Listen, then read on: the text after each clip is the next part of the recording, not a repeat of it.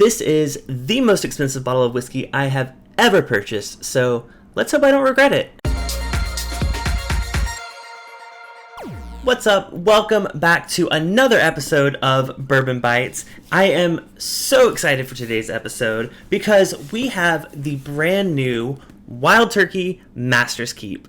This is this year's release that came out last month. It is a 17-year-old bottled in bond bourbon. So the only Master's Keep I've actually had up until this point was the Decades release, so I guess I can't really compare it to other Master's Keeps, but I am a huge Wild Turkey fan, so I have a good feeling that I'm going to like this a lot. One really interesting thing about it is the barrels used for this Master's Keep came from the Camp Nelson Rickhouse at Wild Turkey. If you're a fan of Wild Turkey, you know Camp Nelson is one of the most sought after locations for Russell's Reserve and Kentucky Spirit barrel picks. And I think Eddie Russell knew exactly what he was doing when he picked those barrels for this Master's Keep release. So once you open it up, I'm going to try not to drop it here. It comes really nicely packed in this box with a little bit of info over here on the side. It basically says Eddie Russell handpicked these barrels from the Camp Nelson Rickhouse, and he selected them because of their bold, inspired spirit with a unique taste. So that's my biggest, I guess, concern with this whiskey going into it, is knowing that it's only 100 proof, because it is bottled in bond. Will those big, bold 17-year-old flavors follow through with the low proof? Let's open it up and find out. Really sexy cork. I love this. I'm going to be keeping this for sure. So I do think with it being 17 years old, it does need to sit in the glass a little bit, open up a bit. So I'm going to let it sit and come back to it in about 5 minutes and we'll start the review then. I'll take this as an opportunity to let you know that I just launched my new Patreon. I'm so excited for it because I have so many ideas and things I want to do with people there. My favorite thing about it is at the $10 level, if you're a Bourbon Megabyte, you get access to an after party after every single live stream on this channel. So we've had one of those so far and it was so much fun. So if you're interested in that or any of the other perks, please check it out. I really do appreciate your support, especially with growing this channel so much lately. It really does mean a lot, and it allows me to do things like buy a $180 whiskey. So this has been sitting for a little bit. Let's go ahead and give it a nose. Oh my God. That is one of the best noses I have ever had on a whiskey. And I'm not just saying that because I paid a lot of money for it.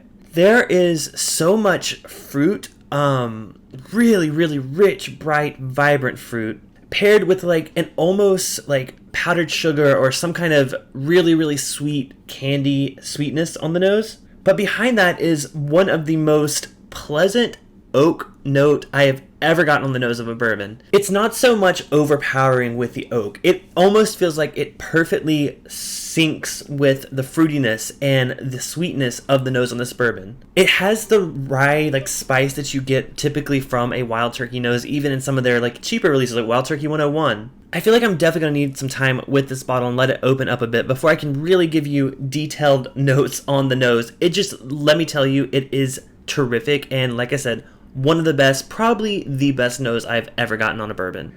So let's go ahead and give it a taste and hope that that amazing nose follows through with the taste. Cheers. Rich mouthfeel is an understatement. It completely coats like the sides of your mouth, your tongue, everything. Like that's the first thing I notice about this whiskey, and that's something that I don't notice a lot in whiskey. Thick, viscous, really bright, almost like a cherry fruitiness at the beginning of the palate. But it leads into a vanilla ice cream note, which then fades into that oak. And like I said, the oak is not like a Knob Creek, like a 15-year Knob Creek.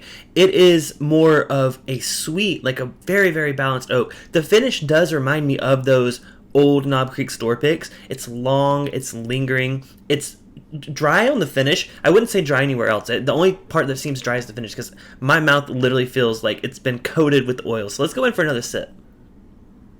On next sip, I go back to that vanilla ice cream note, but it almost is like vanilla ice cream with like a toffee or a caramel drizzle on top. And back to the finish, it's a very Wild Turkey-esque finish. Very dry, very spicy, but very long and gives you an amazing Kentucky hug. I gotta tell you guys, I was very, very hesitant about buying this bottle. I mean, of course, I clicked buy as soon as I saw it pop up at the store, but that's a lot of money. Like I said, I don't typically buy bottles over $80. I have never had a bourbon this good. Now, this is just first impression, so I may be fangirling a little bit about Eddie Russell, but no, I don't think I've had anything this good before. Does it justify the $180 price point? Yes, absolutely. I think you will not taste this and feel like you wasted your money and you tried a subpar bourbon that you overpaid for. I've had that happen, and that feeling sucks. I'll tell you right now, first impressions, I do not get that on the bottle. I really, really am glad I picked this up. Will I pick up another one? No, probably not. I think I'll probably wait till next year's Master's Keep or try some of the older releases. If any of you guys want to send me some samples of some other Master's Keep, I would really appreciate it. I would love to do like a flight or like a live stream or something doing the whole lineup for Master's Keep. So if you got it and you're interested in sharing, let me know. Until next time, this has been Bourbon Bites, whiskey reviews with a retro twist because this whiskey is old AF. I'm Clifton, and I'll see you guys next video.